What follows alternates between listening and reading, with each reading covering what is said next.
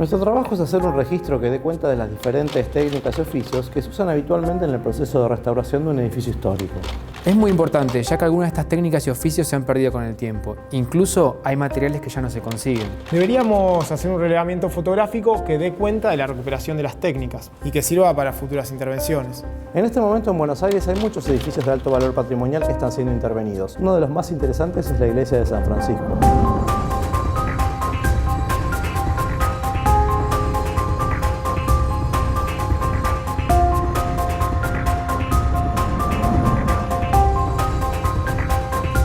Es un caso que puede servir como modelo por su complejidad. Podemos documentar este trabajo con material de distintos archivos, sumando un aporte contemporáneo a través de nuestro registro. La iglesia de San Francisco es una buena oportunidad para registrar algunas de las técnicas que se aplican en el proceso de puesta en valor de un bien patrimonial. También para dar cuenta de las etapas de estos procesos. La investigación histórico y técnica, que es clave. Luego la valoración y diagnóstico de patologías y finalmente el plan integral de intervención, teniendo en cuenta que los trabajos deben ser reversibles y compatibles, diferenciando las técnicas contemporáneas de las originales. La fotografía puede ser una muy buena herramienta para su registro. Mediante imágenes históricas y contemporáneas podemos dejar testimonio sobre el paso del tiempo. Cada edificio es único, pero también representa una expresión cultural de su tiempo, del contexto en que fue pensado y construido. Nuestro trabajo debería comenzar con una introducción sobre la historia del edificio. Después, una descripción del proyecto de intervención para centrarnos finalmente en una de las técnicas. Yo me encargo de investigar la documentación histórica y si tiene algún tipo de protección o declaratoria por su valor patrimonial. Voy a iniciar las gestiones contactando al director del proyecto y los restauradores. Sería bueno que las fotos reflejen el trabajo y a las personas que lo realizan. Son, en definitiva, los actores principales de esta historia.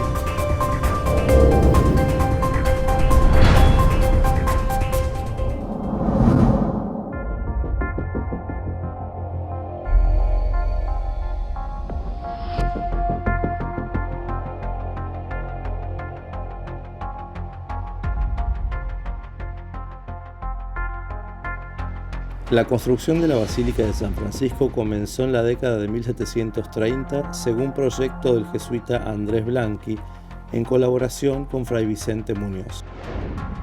Las obras del templo concluyeron en 1754, pero en 1807 parte de su fachada se derrumbó y fue reconstruida por Tomás Toribio en un refinado lenguaje neoclásico.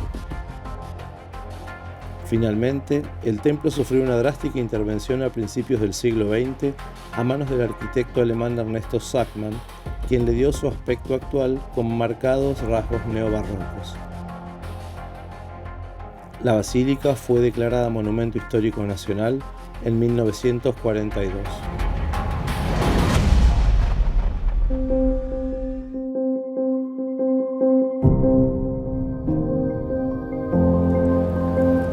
Estamos en el convento de San Francisco, en la ciudad de Buenos Aires, y los frailes en este lugar han llegado desde el inicio de la fundación de la ciudad.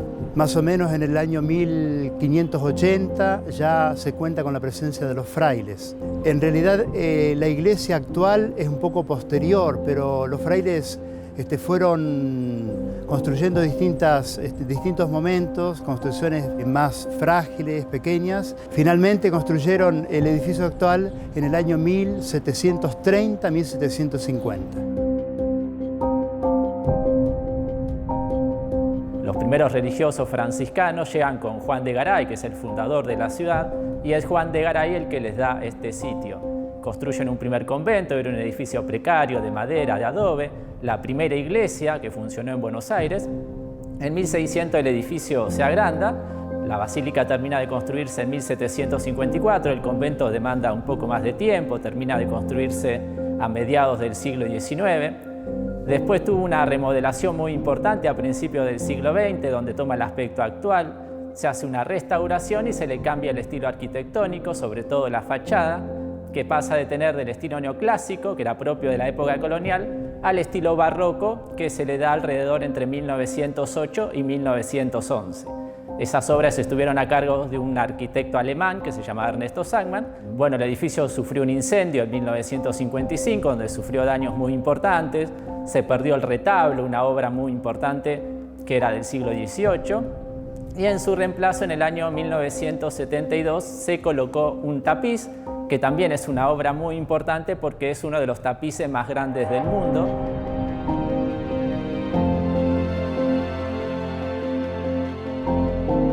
Bueno, en el año 2007 se crea el museo con la intención de contar la importancia que tiene el lugar, la importancia de la Orden Franciscana en la historia argentina. La Orden Franciscana creó muchos de los colegios más antiguos que funcionan hoy en el país, tuvo una presencia muy importante en lo que fue el contacto con los pueblos originarios, sobre todo con los guaraníes. Por eso el museo tiene una colección muy importante de arte sacro que proviene de las reducciones guaraníticas. Los franciscanos fueron pioneros en la creación de estas reducciones, lo que también se conoce como las misiones. Fue muy conocido también por el trabajo que hizo la Compañía de Jesús. Por eso el museo guarda obras religiosas del siglo XVIII y siglo XIX que provienen de estas reducciones guaraníticas, que son un ejemplo del sincretismo, de la unión entre lo que era el arte europeo y el arte de estos pueblos originarios.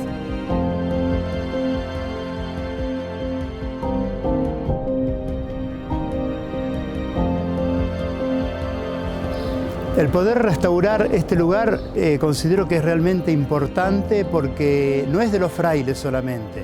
Los frailes estamos, pasamos, nos vamos a otro lugar, pero pertenece un poco a la ciudad, pertenece a la nación y por lo tanto que este lugar esté dignamente conservado y cuidado para que todos puedan visitarlo, me parece que es volverle a dar el esplendor y la importancia que ha tenido siempre la Basílica de San Francisco.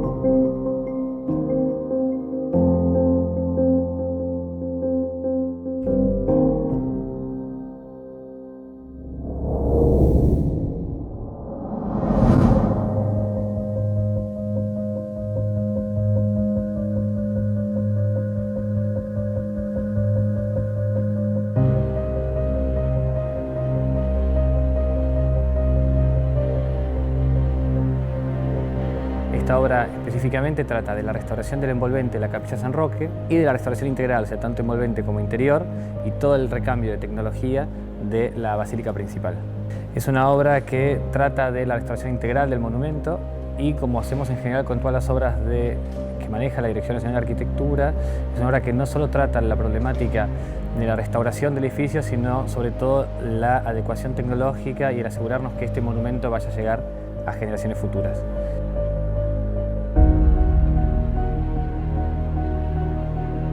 La Dirección Nacional de Arquitectura es el organismo del Estado Nacional encargado de la restauración y la conservación de los monumentos históricos.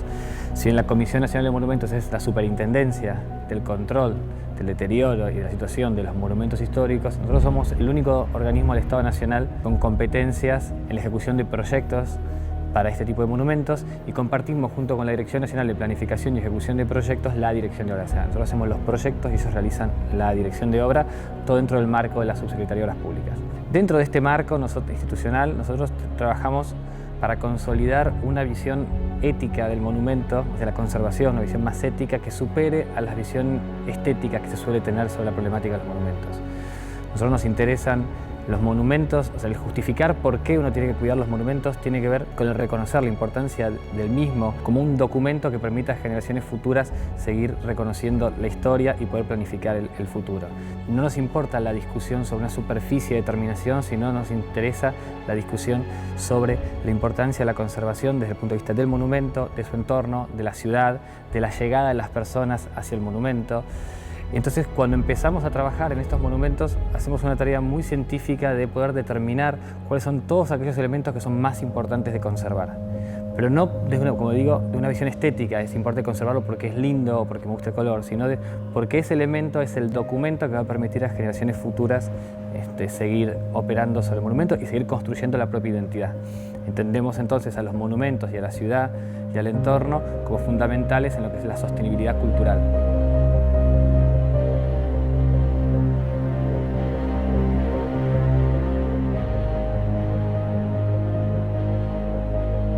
Con lo primero que empezamos es cateando todo, cateando la estructura, cateando las pinturas, cateando los agregados, qué son agregados, qué no lo son, qué es obra original, qué no lo es. En una obra que tiene una estructura del siglo XIX.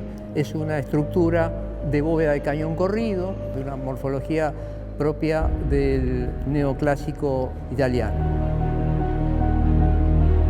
Se decidió a principios del siglo XX reformarla, reformular su estética exterior e interior. Se tomó el cañón corrido, se lo conservó, pero se modificaron sus terminaciones, tanto de la cúpula como de las torres. A las torres se las elevó un poco más, se les dio una terminación acebollada a ambas torres y con una terminación de metal. En el caso de las torres es de cobre y en el caso de la cúpula, de las cúpulas, tanto acá como en la capilla, ambas son de zinc. Ante los supuestos históricos que uno extrae de los legajos y ante los supuestos visuales, tenemos que ir a las realidades. Es así que empezamos a tocar muy de cerca al enfermo. El enfermo llega acá en un estado lamentable.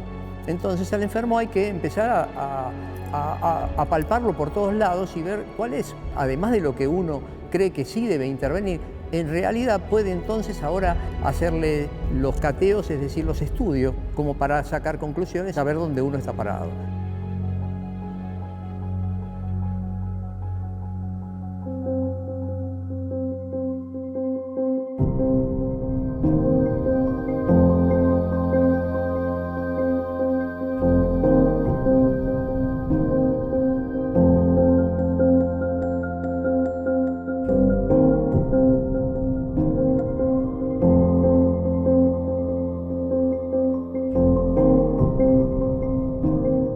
Un cateo es comenzar a buscar desde la superficie de lo que uno ve, ya sea un cateo de color, desde la última mano de pintura dada el año pasado hasta la original, para luego comparar incluso con cuántos originales nos encontramos y qué nos dice la historia de cuál puede ser el verdadero.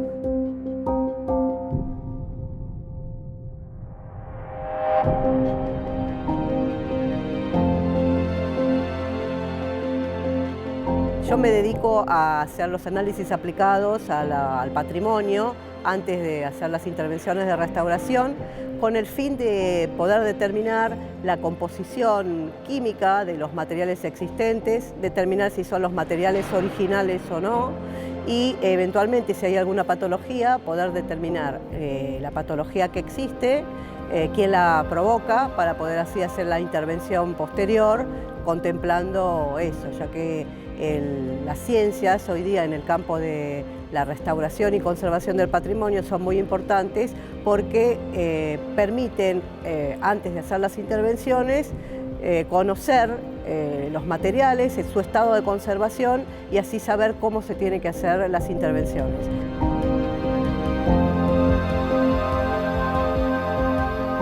Bueno, aquí en la iglesia de San Francisco, específicamente, los análisis se enfocaron a primero determinar por medio de cateos, que se hacen primeramente con un bisturí en determinadas zonas y después tomando muestras de las zonas donde específicamente encontramos materiales que probablemente eran los originales, tomamos muestras representativas para hacer estratigrafías de capas pictóricas que me dan la información de todas las capas que forman los estratos del revestimiento que en ese momento tengamos, ¿sí? Entonces uno puede ver desde la capa de preparación a las capas pictóricas aplicadas, poder determinar cuáles son modernas y cuáles son más antiguas, las más internas van a ser más antiguas. Eso se hace microscópicamente, incluyendo la muestra pequeña en una resina, puliéndola, viéndola al microscopio con de 100 a 400 aumentos, y después sobre esos materiales se hacen análisis microquímicos de las capas más internas, que se consideran que son las originales, para determinar su composición química, en la medida de lo posible, ligantes y pigmentos. Después, en otros lugares donde hay dorados, por ejemplo, se determinó, o se sospechaba que había dorados, pues los dorados no estaban a la vista, se hizo un análisis del mismo tipo, pero se determinó si el dorado era una pintura o si era una lámina metálica. Si era lámina metálica, si era oro, si era bronce, lo que fuere, y después la técnica con la que fue aplicado. Entonces todo eso lo revela entre la estratigrafía y análisis posteriores que se hacen microquímicos, que en general son análisis sencillos, ¿sí? Que se pueden hacer en un laboratorio sin la necesidad de gran tecnología como microscopios electrónicos o espectroscopías, que en algunos casos cuando se lo requiere, porque los análisis sencillos no me dan esa información, y si esa información es necesaria tenerla, entonces se manda a hacer un laboratorio especializado y después el científico especializado en restauración tiene que interpretar los resultados.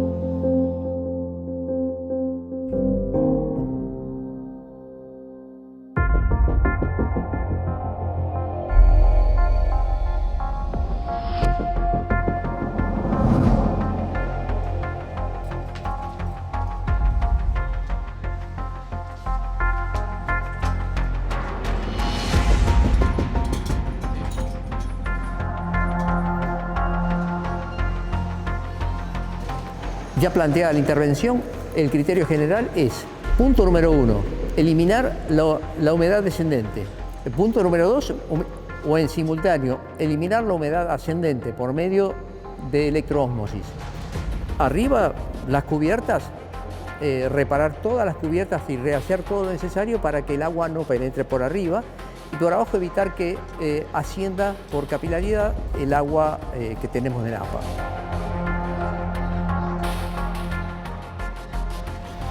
Nos encontramos en el taller de vitrales de la Basílica de San Francisco. En este momento sobre las mesas tenemos los vitrales del cupulín, que son los vitrales más altos.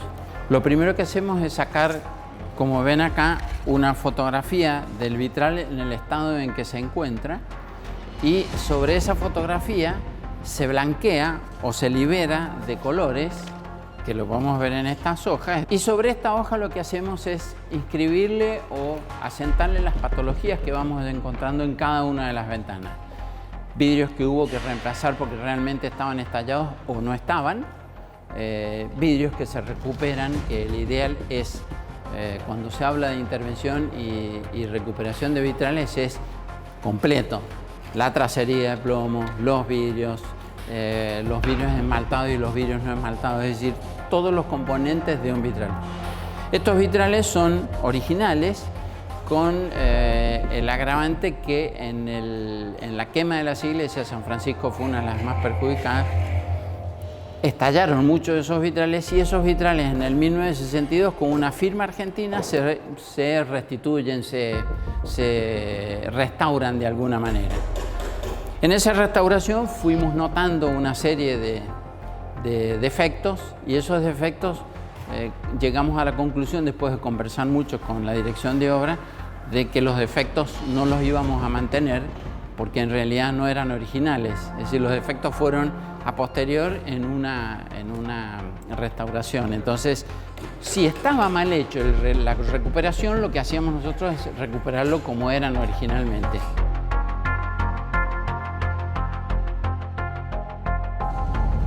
Una vez que colocamos, sacamos la tercera fotografía o tercera ficha que se arma del vitral ya colocado. Entonces tenemos la foto original en el estado en que se lo encuentra, la de patologías, que es con la que trabajamos, donde se ponen todas las patologías del vitral, y la fotografía final una vez que lo hayamos colocado.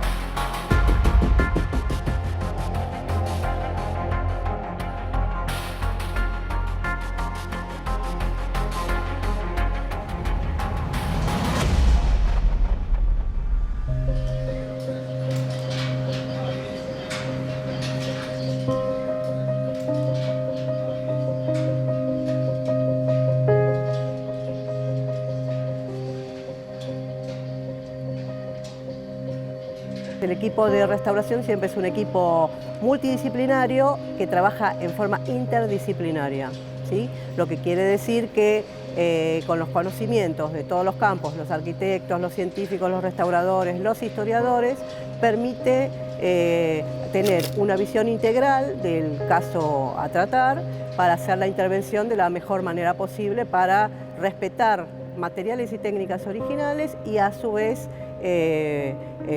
lo que tenemos del patrimonio. Hay veces que nosotros decimos se conserva lo que está, no podemos inventar cosas, ¿sí? Porque para eso no estamos nosotros.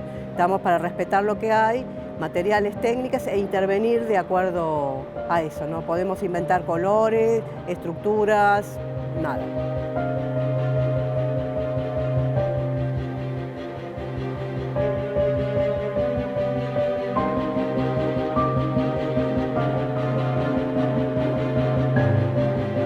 Tenemos que dejar estanco, entonces, en primera instancia, dejar estanco el edificio. Si no tenemos el edificio totalmente estanco, nosotros no podemos restituir terminaciones superficiales porque estaríamos trabajando con unas condiciones higroscópicas muy distintas a las que finalmente va a tener cuando termine de secar. Por lo tanto, primero debe secar, debemos ir chequeando el nivel de humedad, y cuando se lograron estabilizar la humedad, recién entonces podemos empezar a restituir masa muraria. Luego de lo cual, y secada esa estancia, se va a poder empezar a pintar. O sea, hay plazos que requieren el mayor respeto. Y después, puntualmente, para cada cosa que uno ve, el caso de los vitrales, de los tapices, los bienes muebles, que también van a ser parte de esta obra, controlarlos, mantener su guarda y luego intervenirlos. Terminadas las impermeabilizaciones, se abordan las terminaciones. Debemos llegar a buen término en tiempo y a buen término en forma.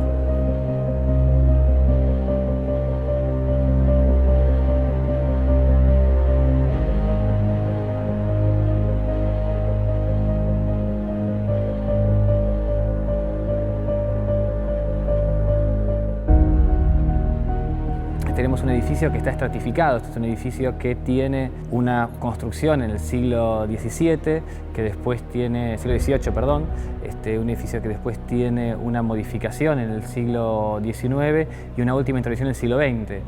Y la realidad que nuestra tarea de poder determinar cada una de esas etapas se ve en el modo como vamos a intervenir, porque cuando estamos trabajando en este edificio, esa estratificación puede ser reconocible en algunas partes.